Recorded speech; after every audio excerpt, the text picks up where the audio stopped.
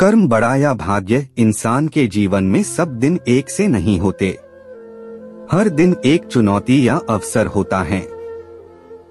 हम अपनी बुद्धि, एकाग्रता और प्रबल इच्छा शक्ति की मदद से असंभव काम को भी संभव बनाने की कोशिश करते हैं।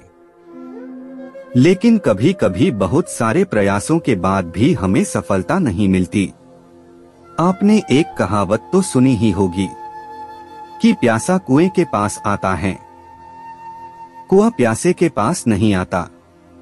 इस कहावत का अर्थ है कि अगर हमें जरूरत है तो हमें ही अपने काम के लिए आगे आना पड़ेगा।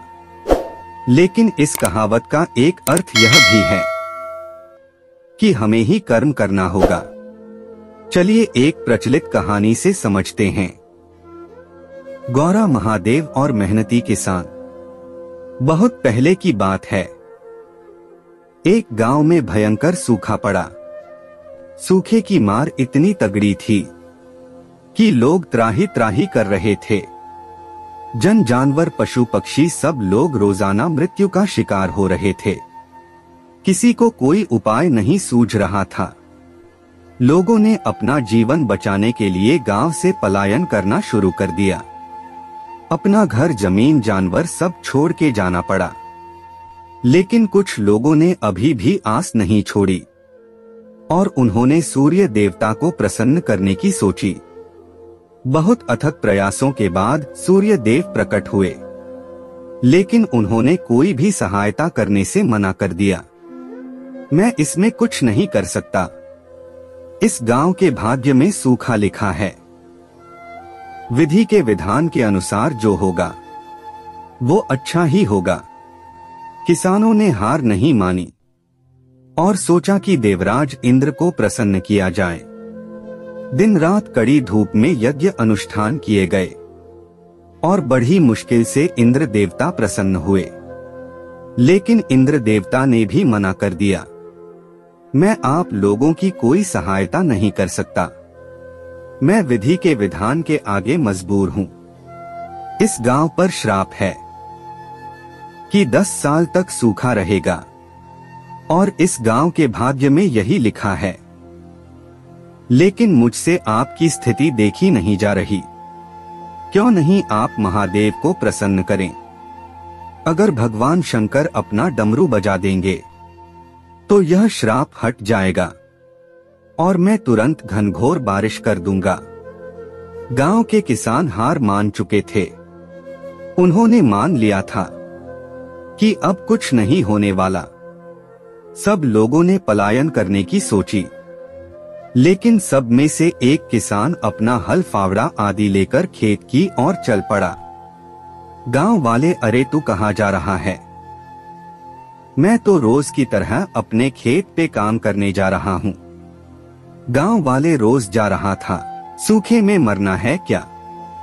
पता है कि जब कुछ नहीं होगा। अब तो स्वयं सूर्य देव, इंद्र देव भी कह गए कि यह गांव शापित है। मेहनती किसान, कुछ भी हो मुझे अपना कर्म तो करना ही है। मैं किसान हूँ, ये मेरा काम है। यह नहीं करूँ तो क्या करूँ? इस बात पर गांव वाले किसान को पागल बोलकर चले गए। किसान हर दिन आता और अपना काम करके रूखी सूखी खाकर सो जाता। थोड़ा बहुत अपनी दिनचर्या के अनुसार पूजा पाठ भी करता था। ऐसा करते देख भगवान शंकर को विश्वास हो गया कि यह पागल तो नहीं है। फिर यह खेत पे क्या करने जाता है? एक दिन भगवान से रहा नहीं गया और वो एक ऋषि का रूप लेकर किसान के पास आए। महादेव ऋषि के रूप में, अरे किसान भाई, तुम यह क्या कर रहे हो? बंजर मिट्टी में मेहनत करके क्या होगा? किसान, हे ऋषिवर, आपको सादर प्रणाम। आप सही कह रहे हैं, लेकिन मुझे यही काम आता है। मैं किसान हूँ। गांव पर 10 साल का श्राप है। मैं 10 साल तक रूखी सूखी खाकर, कम खाकर अपना जीवन व्यतीत कर लूंगा। लेकिन अगर 10 साल तक खेती नहीं करी और किसानी भूल गया तो मेरा क्या होगा? किसान की बात सुनकर भगवान शिव शंकर वापस कैलाश आ गए, लेकिन सोच में पड़ गए। गांव पे लगे श्राप के अनुसार 10 साल तक गांव में सूखा रहेगा और तब तक डमरू भी नहीं बजेगा।